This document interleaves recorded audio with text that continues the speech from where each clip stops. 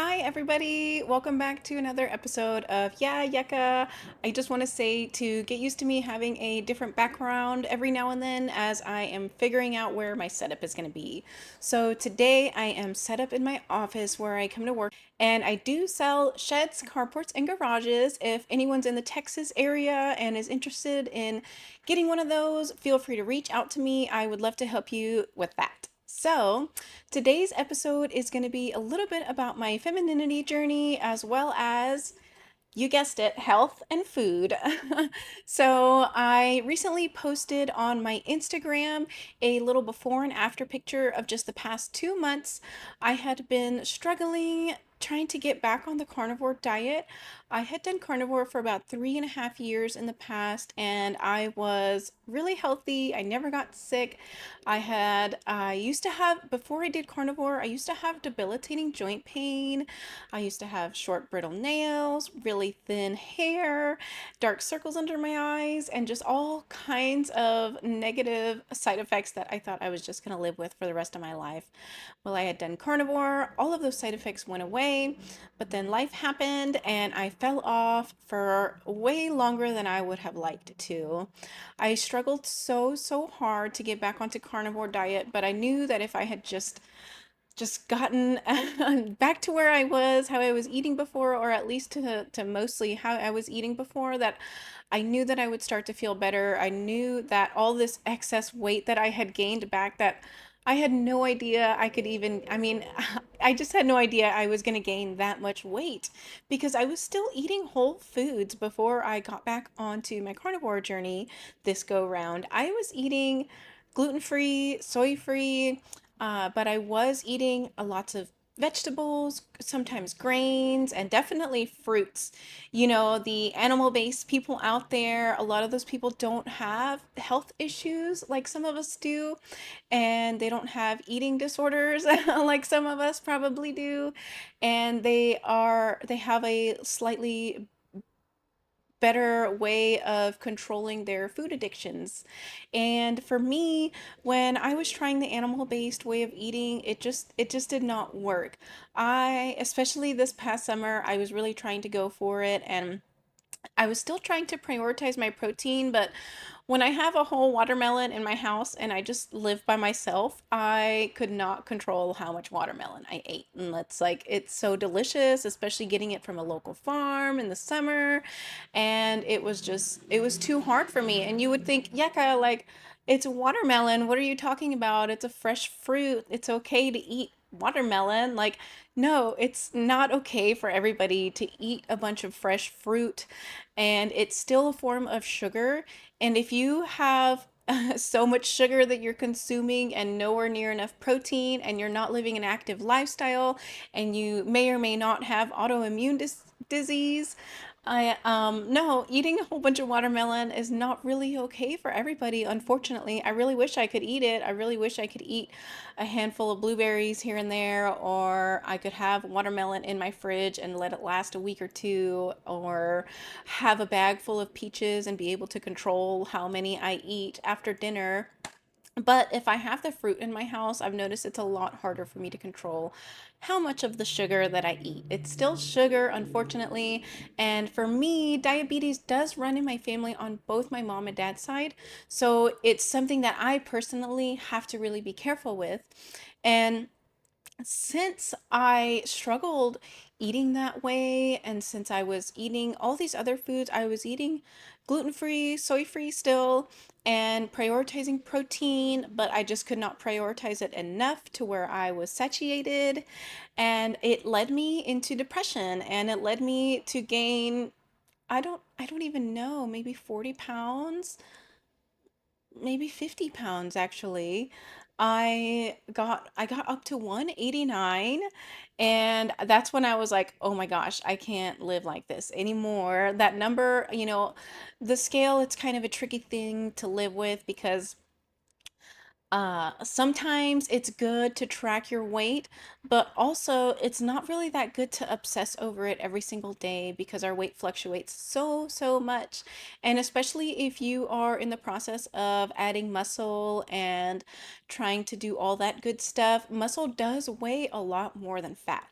So you may be losing fat but gaining muscle, and so the number on the scale might not be moving, which can be just like, it can be really heartbreaking to see that if you're doing all this hard work to gain muscle, but you also want to lose weight. And especially, I know for women, it can be really hard on us trying to track our weight all the time. But it is a good tool at the same time. It is a good tool to kind of just see where you are every now and then.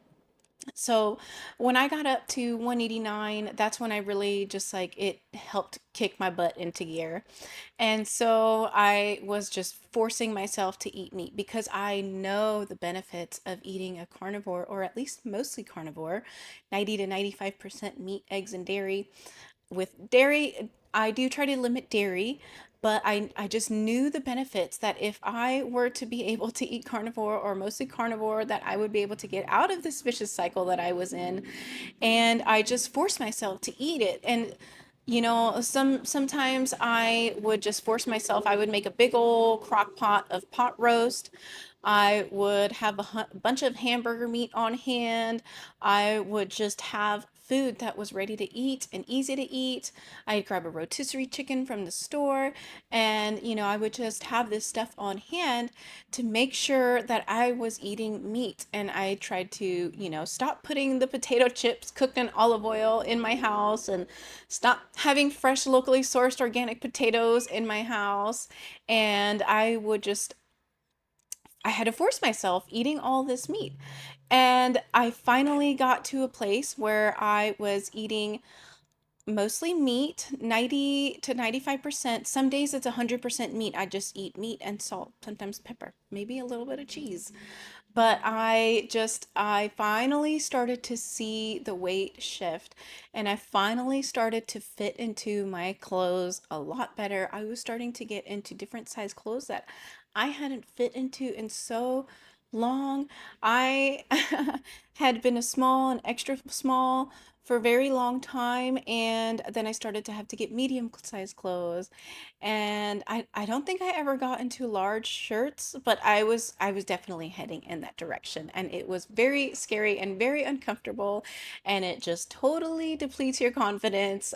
And so finally, once I got back onto carnivore, or mostly carnivore, I should say, because I'm definitely not as strict as I was before. And that's okay because I'm still seeing and reaping the benefits from eating mostly meat. And mostly beef is what I eat. So I do like to source from a local rancher. If I can't get access to them right away and I run out of meat without planning ahead, I will just get grass-fed meat from the store, which I do think locally sourced, grass fed, grass finished is the way to go. But we're all human, and it's totally not easy to always have access to that, especially for me, I do have to make a drive to get that beef. Thankfully, they do meet me in the middle, but it's still a 45-minute drive, and then I have to schedule it, and I have to pre-order it, and all this stuff. So I will say that grass-fed, grass-finished beef is the way to go for you, the earth, the rancher, the community, and it's just a full circle of benefits for everybody, and it's more nutrient dense and all that good stuff. But hey, guess what? I also get grocery store beef sometimes. Sometimes I don't have a grass-fed, grass-finished steak in my fridge, and I just want a steak really bad. And I don't really eat steaks regularly, but sometimes I just want one, and I'll just go to the store, and I'll go to HEB, and I'll get the natural Texas beef, so I know it's at least raised in Texas.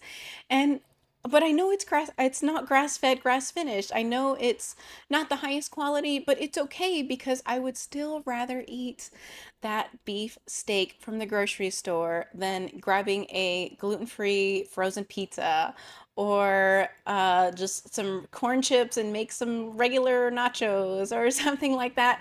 But the steak from the grocery store is totally okay. So I always get a lot of hate from people when I talk about the benefits and the positive things about sourcing locally sourced grass-fed, grass-finished beef, because people think that I'm bashing you if you're not getting meat from if you're getting meat from a grocery store, but I'm not. I'm just telling you what the best option is available out there, and why it's good for you, why it's good for the earth, and why it's good for the rancher too. It's good for everybody, and it's just more nutrient dense. And so it's just, I'm not bashing you if you're getting grocery store meat. I understand prices are high on everything nowadays, and the groceries do not cost like they used to before.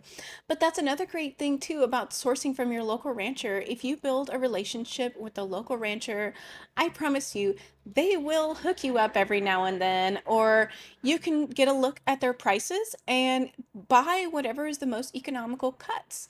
And that's what I do. I get the ground beef, I get the chucks, I get the weird cuts, the beef liver, the beef tongue, and all the weird, I like all that weird stuff. So I try to budget my meat purchase in that way, just by looking at the prices that they have. And so my grass-fed, grass-finished beef usually comes out to less than $8 a pound by doing that.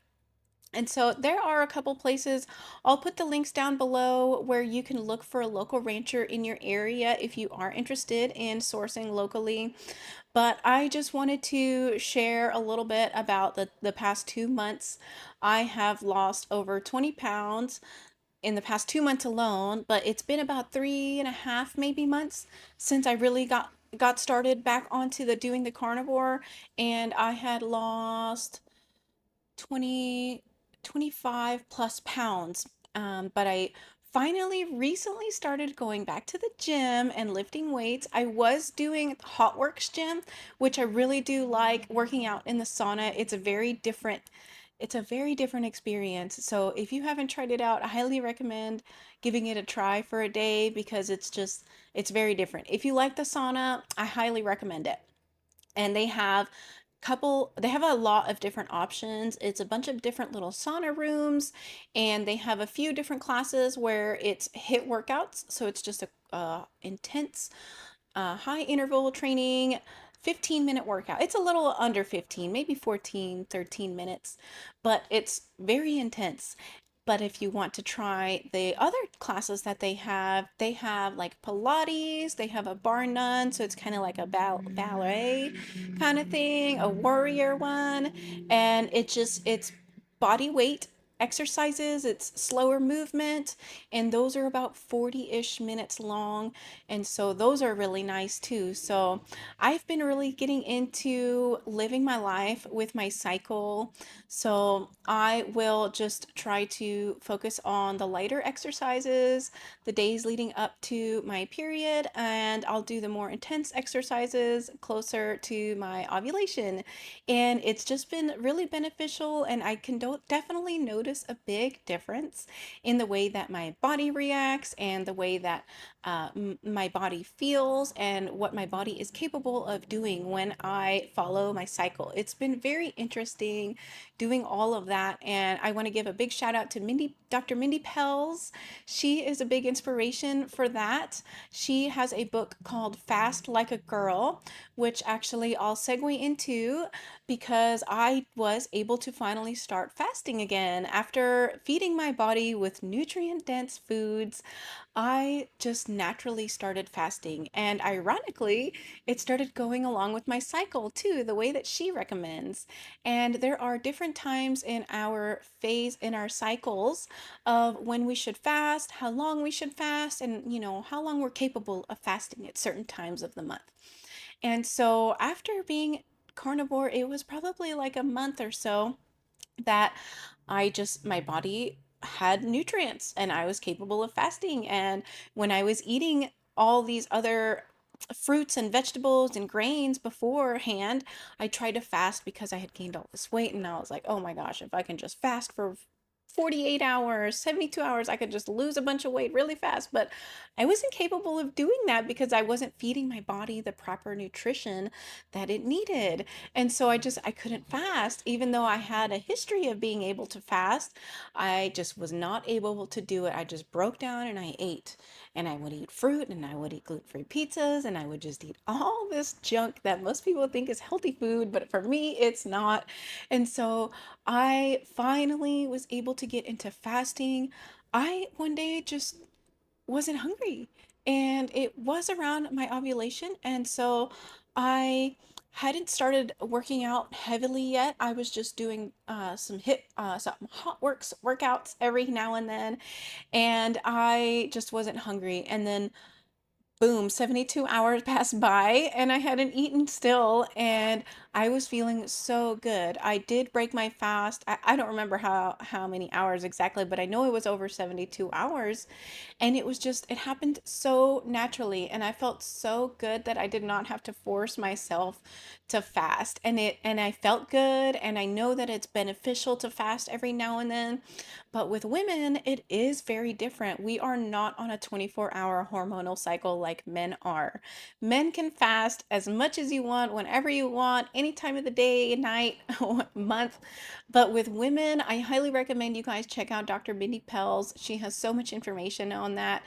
And it's just really amazing when you are so much more in tune with your body, and you follow your cycle, and you live your life with your cycle. It is very, very rewarding, and it's just so cool getting to utilize your body to the best potential when you know this information. And so the fasting, it just started coming naturally, and I felt so good being able to get to do that. And that's what also helped me lose some of the weight that I had gained. And yes, I was checking the scale. I was trying not to check it every day, but sometimes I would, and then a few days I would try to skip a few days. But having a scale, like I said earlier, is a very good tool to have on your fitness journey. So I highly recommend getting a scale still, even though it can be detrimental to your mental health. Just try to not let it take over your life. Try to not let it ruin your day. If you have a feeling like you're going to weigh a lot more that day for whatever reason, don't get on the scale that day. You don't have to check it every single day. And so I do want to say that getting back into carnivore has not only helped me lose all this weight, but it has also helped me get out of depression. I was struggling with depression. Unfortunately, it was not the first time in my life that I had dealt with depression. And that's another reason why I knew that if I had just gotten back into carnivore, that I would feel so much better mentally, and that I would be able to live my life and take control of my life once again. And I was just praying to God for help, and just praying to help me get out of the depression. And the changing the way that I ate just really, really played a big part in that. And I have read so many success stories. I have personally helped people get over and through their depression and anxiety. And it's just something so amazing to see when you're able to help others get out of this deep, dark circle that they're struggling with. And just by changing the way that you eat. And it's so crazy because we're not taught this in school. We're not taught this anywhere. In fact, they tell you to do the opposite: load up on bread, vegetables, and fruits and grains, and meat, just only eat a little bit of it. And it's just, and it's not okay. It's not okay for them to tell us that eating meat is unhealthy. Eating meat is bad for you. Eating meat is bad for the planet. Eating meat is going to clog your arteries. Eating meat is going to kill you. These are all lies. That and if you're following me, then you know that I don't follow the mainstream, and eating meat is not a part of the mainstream. So you should know that eating meat is good for you then. If the government is telling you to not eat meat, go out and have two steaks for dinner just to push back on that agenda, because meat definitely does heal. And I've experienced it more than once in my life. I was struggling with depression so bad that it affected my sales at work. And I work a commission-based job, so that is literally my livelihood. And I was incapable of just making simple Facebook posts to promote my job, and I was incapable of doing like some of the simplest tasks just because I was in this dark hole of depression, and I was getting lazy, and I am not a lazy person. I don't like to be lazy, and the Bible doesn't want us to be lazy either. So that was very conflicting for me, and I was struggling really, really bad with being lazy, and I I was that also added to the depression because I was already depressed, and then I was depressed even I got more depressed because I was realizing how lazy I was, and I just stayed inside my house all the time, and I would just be sad, and I would cry in the office, and it was just like it was so sad the life that I was living, which just added to my sadness. And so it was a really vicious circle that I was struggling with. And so I finally started to be able to get out of that circle, and I was able to start being able to take care of myself physically more little by little. I will say I didn't just like snap back in and jump into doing all these things all of a sudden, but it was a little by little, and every day was a new day that I wanted to make better choices, and I force fed myself beef, and I got out of that depression cycle. And I would say it took maybe over a month to get fully out of it. Obviously, I'm human, so I'll have negative thoughts here and there, but I'm able to control them and realize that those are not my thoughts. Those are outer thoughts that are just trying to probably bring me back into that depression circle. And so I am able to control my thoughts. I'm able to think a lot clearer. I had brain fog so bad. I will say that my mental memory is not as good as it used to be, and I do suffer a little bit from remembering specific words, but I know that in time it'll only get better and better, especially while I'm on here talking to all of you lovely people. I know that things will just get better the longer that I stick with this. I know that my memory will only improve, and also I do love to take from this, it's called Brain Nourish, and it's from Optimal Carnivore. I meant to bring them today, I forgot to take them, and so that's why you might hear a lot of ums and ands. So I love the product Brain Nourish. It is made with grass-fed beef brains as well as lion's mane mushroom, which also helps with depression and Alzheimer's. So that product is something that I really love to take. The serving size is 6 pills, but I'll take 3 pills usually on a regular basis, or if I'm just feeling really brain dead, then I'll take the full 6 pills. But they are also in gelatin capsules, which I really love. And that's the thing with these whole food supplements, is that they're not highly processed, they're not super extracted in a lab, so you do have to kind of take a lot of them to have a full serving size. And so I like to split it up into 3 pills instead of the 6 pills on a regular basis. But it's just like it's a little switch that turns on in your brain, and things just work a lot smoother, and things are, on fire and moving around up in there. And so it is a really great product. I'll link it down below, so be sure you guys check them out and use my promo code or click the link to order, and definitely check them out. They have some really great other products, but the Brain Nourish, that's my product from them that I love to take.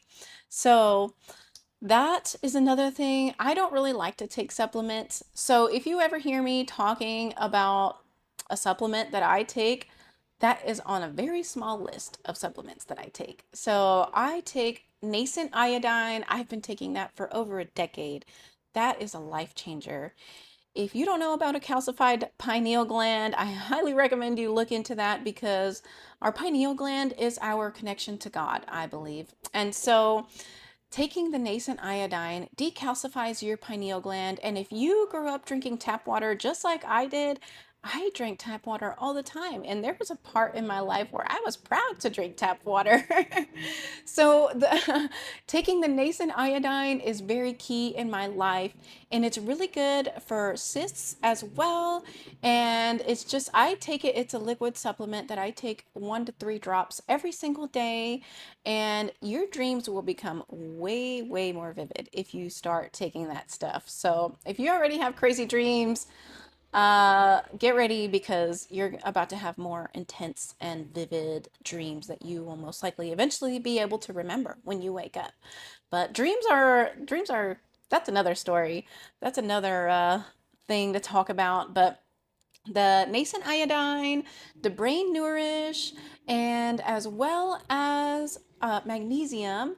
I do take magnesium on a daily basis, and that stuff, everybody needs magnesium. Everybody is lacking in magnesium and is deficient in it. And it has over, I think, like 300 functions in our body. So it's just really important to take all of our foods are lacking nutrients, especially if you don't eat a meat-based diet. If you're eating a lot of vegetables and fruits, they do not really have the nutrients and minerals and vitamins that they used to have back in the day.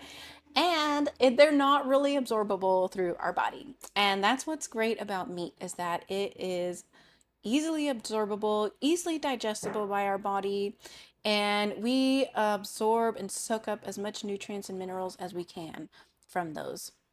And so that's why I think it's really important to eat meat and have that be a main source of your nutrition in your diet, in your everyday life for you, your family, your kids, your friends, your parents. It's just such a demonized food, and it's a whole food that God gave us and He wants us to eat and enjoy and nourish our bodies with. So I just think it's really important for everyone to emphasize their way of eating and have the priority of food come from meat. Now, on to my femininity journey. I started just having the urge to be more feminine after my last breakup a few years ago. I don't even remember, 3 or 4 years ago. I had my heart broken really, really bad, and I wanted to heal from it immediately. So, some of the things that I did that eventually led me to wanting to be more feminine include to change the way that I dressed. Now, this is the easiest thing that you could do to boost your confidence, to change your mindset on life, and to also be more feminine, which I did not know that is the journey that I eventually was going to take. But changing my whole wardrobe made such a big difference in my life. I got rid of all my frumpy clothes, all my ripped up t shirts, and ripped up pants, and ripped up shorts, and all these worn down clothes. And I started to discover a new style that I really personally love. And that helped me have more confidence in myself, and it helped me just kind of have a shift in my mindset in the way that I looked at things, the way that I perceived my life and my value, and it really did make such a big difference. Later on, I started to do a news reporting show with my best friend Rachel, and it eventually got just so it felt like it was just a very masculine role that I was taking. And even though I was dressed up all cute and wore really nice clothes that I used to not ever wear before, that is really, it's even though it helped me change my mindset a lot, it's still very surface level. And I wanted to dig deeper. When I find something that I'm interested in, I like to go in all the way. And so I really started researching into femininity. A big person that I was following and researching and listening to a lot was ironically a man. And he wrote the book, Men Are From Mars and Women Are From Venus. And it is a very, very old book. My mom used to have it. That's actually how I knew about it. And so he has a bunch of videos on YouTube, and he would always say that he was scared of getting banned. He wouldn't get to talk about this stuff that much because of the way that the world is nowadays. And so it was very interesting getting to hear how he explained the differences between men and women and how we both communicate differently and how we both have different needs and all this interesting stuff that was linked to science. And I just thought it was so fascinating. And I started looking up other femininity accounts and was just inspired and I just wanted to change from the inside out. And it was such a journey. There were so many dreams that I had of things that I wanted to do and accomplish. And I was also starting my journey to get closer with God. Although I did believe in God, I was not as close as I wanted to be to Him. And so I was praying a lot and studying a lot. And I just kept getting shown all these signs that my dreams were very masculine, and the things and roles that I wanted to take on were very masculine and very take charge. And I wanted to run for, like, not Congress, but I wanted to do something in that aspect, or I wanted to be a preacher, or I don't remember what else, but they were all, I kept coming across things just explaining how these were very masculine roles. And even when I was doing news reporting, it got so dangerous when we were going to the opposing rallies that were going to need to have security watch over us. And that alone, putting your life at risk, no matter what the role is, that is a very masculine role. And so I just kept having all these signs that what I was wanting to do, that they were very masculine and it was not my path to take. So I begrudgingly had to give all those dreams up. And I didn't do it, I didn't do it for myself. I had to surrender myself to God. And it was just a very difficult path that I was taking, but I knew in my heart that it was the path that I wanted to take and the path that I needed to take. So I started changing the way that I acted, the way that I talked. I changed even more the way that I dressed.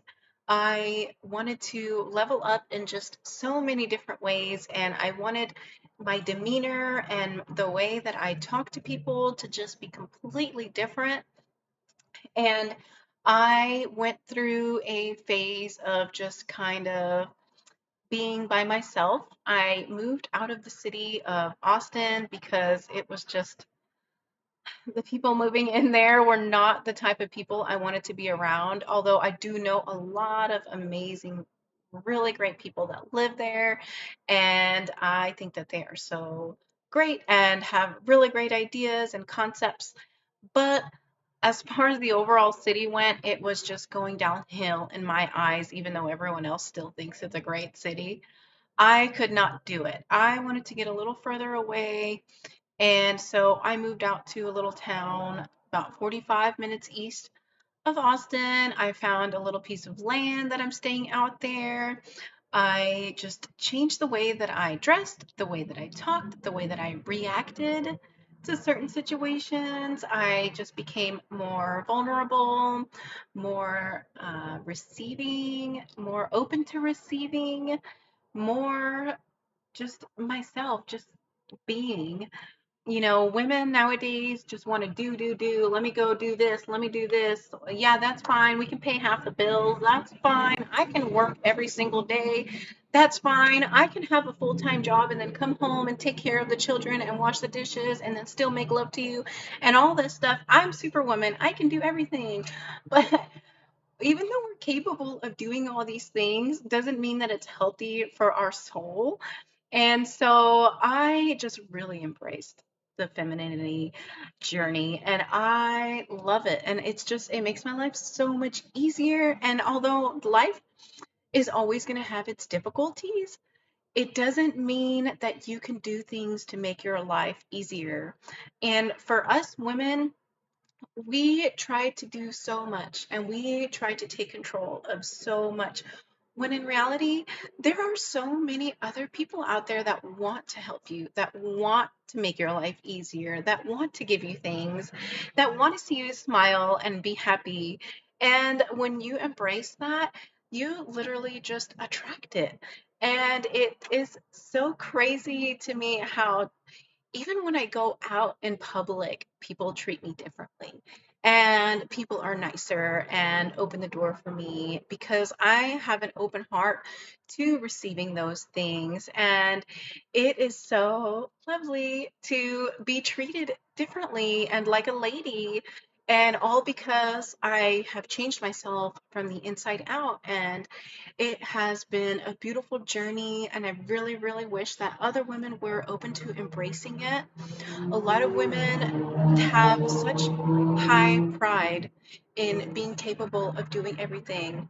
Girl, you can do everything, but you don't have to do everything. It is so much nicer when you don't have to do everything. You know, God made man and woman, and it is beautiful when we all work together. And I just really wish that other women weren't so gun ho about being a boss babe. Like, you can have your own business, you can run a business yourself and still be in your feminine. And I think it's it is a little bit of a challenge, and it does take some practice to figure that out. But when you run a business or when you have a job, even like a sales job or even being a server, is actually it can be very it can make you have it can cause you to grow your testosterone because it is a very like action oriented job. And so when you have any kind of job, really, it is important to know how you can make it a little bit softer for you. Can you ask someone to roll the silverware with you or to help you here and there, or set your schedule to be a little bit shorter if you're able to? There if you're a server, you can work the weekends and make more money. And so you don't have to work 5 days a week. Or you can try to find a job where you make a little more money and you don't have to work as many days. Or in your office job, try to figure out a way that you can accommodate and help your clients a lot more. And people don't realize that the customers are the reason why you have your job. If you don't have the customers there, you wouldn't have a job. So learn to embrace your customers and be thankful for them being there. Yes, you will have some difficult customers.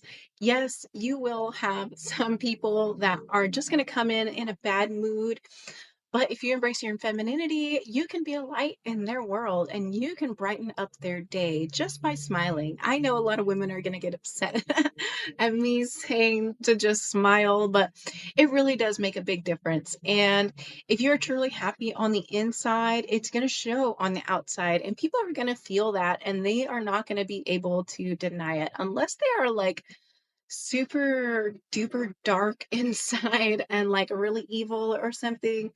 But people will see that light and people will smile if they see you smiling. And if you're open to receiving, people are going to be just gradually giving you more without even noticing uh, what they're doing. They just want to give and they just want to help. And it is so beautiful to see that change in my life that I just want it for other women too. I want other women to be women. Nowadays, women are so attached to just not needing a man or being able to do everything themselves. And I think that is so sad, to be honest, because I think men are under attack too. And men are scared to go up to a woman and be rejected. And men are scared to take charge in a relationship. Men are scared to stand up to their women and tell them, hey, I don't really agree with this, or hey, I would rather do it this way. Men are scared to do manly things. And it is so sad that both our men and women are under attack.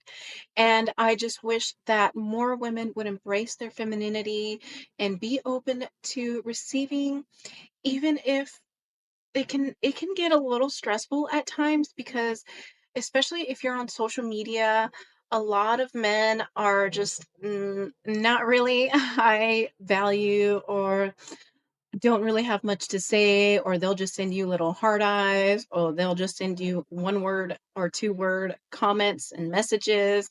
And it's not it's not something that is really easy to respond to all the time, and it's draining if you do choose to respond to those guys. And sometimes I don't even know what to respond to those kind of messages because I do get a lot of those messages, and I know my worth, and I know that I'm worth a lot more than a hey, or I think you're pretty, or you're so cute, or a smiley face with a wink, or the heart eye emoji. I know that I'm worth a lot more. And if the men don't if the men don't give a little bit of effort, how do you expect me to return that effort or that lack of effort thereof? So men need to step it up a little bit, especially if you are wanting a beautiful woman that wants to take care of you at home, that wants to take care of the babies, that always wants to be a soft, generous light to you every single day, especially when you've had a rough day. A woman that wants to cook and clean for you and rub your back at the end of the day and please you in every single way and to make your house a home. And women that embrace their femininity really do have a lot to offer. And when a man asks a woman, "Well, what do you have to offer?" That is a man that's incapable of knowing a real woman's worth, because a real woman has a lot to offer. And the men are the ones that have to prove that they're capable of providing, that they're capable of protecting, and that they're capable of taking care of you and your family and your kids and maybe your kids' kids one day.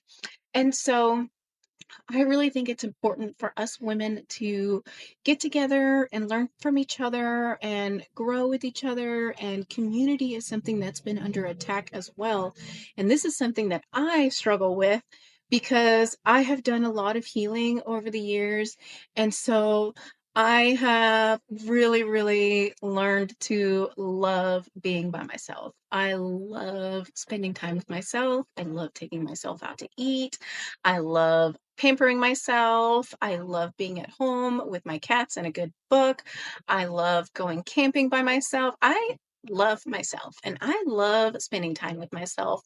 And so finding people that I want to hang out with all the time is really hard, but I know that it's very important to spend time with others.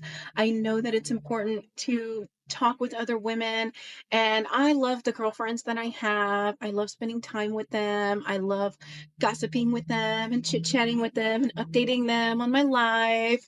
And it is really important because also that community with women speaking with other women and chit-chatting and just hanging around each other and cooking or doing arts and crafts and things like that, that naturally produces healthy estrogen. And so not only does the food that we eat matter for our hormones, but our actions matter as well. And it's a really good way to feed your soul.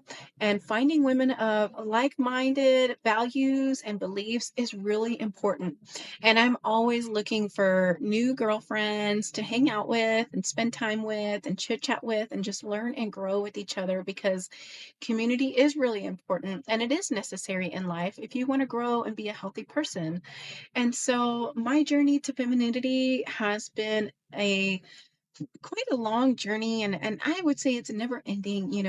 Any journey you take is going to be never ending, and you're always going to be learning and growing and having new experiences that you thought you would be able to handle, and surprise, you're not able to handle all these things that you think you are. But when you experience those experiences, you can learn and grow from them, and hopefully you have some friends that you can talk to with about them. And it's just very important, I think, if you are trying to live a healthy life. So that is a little bit of my femininity journey.